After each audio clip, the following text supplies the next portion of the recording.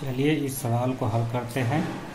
सवाल है निम्नलिखित स्थितियों में चरों, अचरों और अंकगणितीय संक्रियाओं का प्रयोग करते हुए बीजीय व्यंजक प्राप्त कीजिए। बीजीय व्यंजक प्राप्त करना है। सवाल नंबर पहला दिया है संख्या y में से z को घटाना। y में से क्या करना है? z को घटाना है ना। y में से हम क्या करेंगे? z को घटा देंगे। z घटा देंगे, यही हमारा क्या हुआ? बीजीय व्यंजक हुआ। यही हमारा आंसर हो गया, है ना। ये हमारा आंसर हो गया। सवाल नंबर दूसरा है संख्याओं x और y के योग का आधा।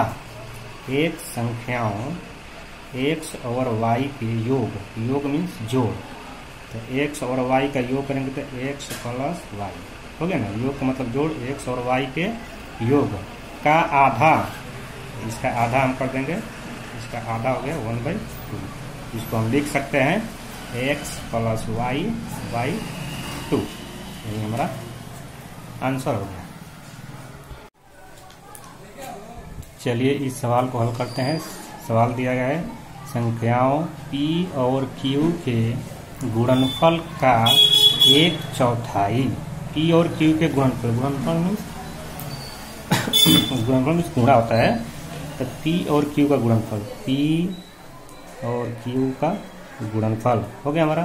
p और q का गुणनफल मतलब गुणा का 1/4 यानी कि 1/4। इसको हम लिख सकते हैं p इंटू q बाई 4। यही हमारा हो गया आंसर, है ना।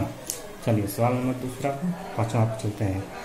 दोनों संख्याओं x और y के वर्गों को जोड़ा जाता है। दोनों संख्याओं x और y के वर्गों।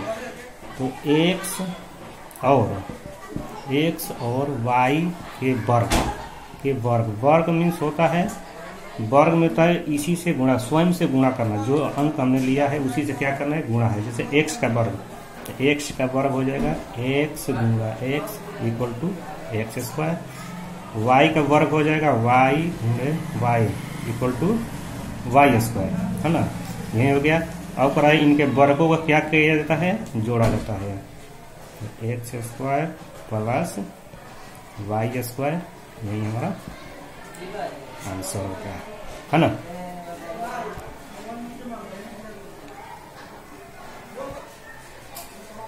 चलिए अब इसको हल करते हैं। ये दिया है संख्याओं m और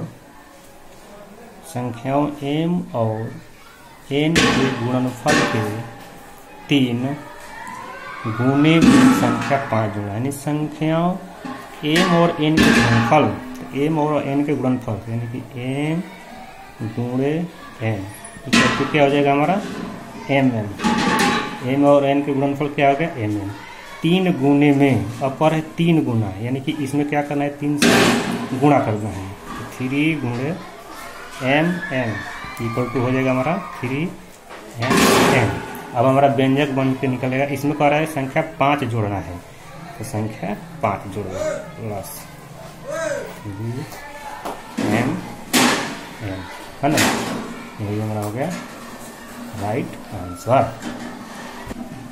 चलिए ये संख्या देखिए, ये सवाल संख्या z को स्वयं उससे गुणा किया जाता है। तो व्यंजक बनाना है संख्या z को स्वयं से गुणा करना है। स्वयं मतलब जो z दिया गया है इसी से z है और स्वयं से गुणा किया गया है। स्वयं मतलब z से z बराबर क्या हो जाएगा हमारा? z square. संख्या z को स्वयं से उससे गुणा किया जाता है। तो ये हमारा हो गया, ठीक है।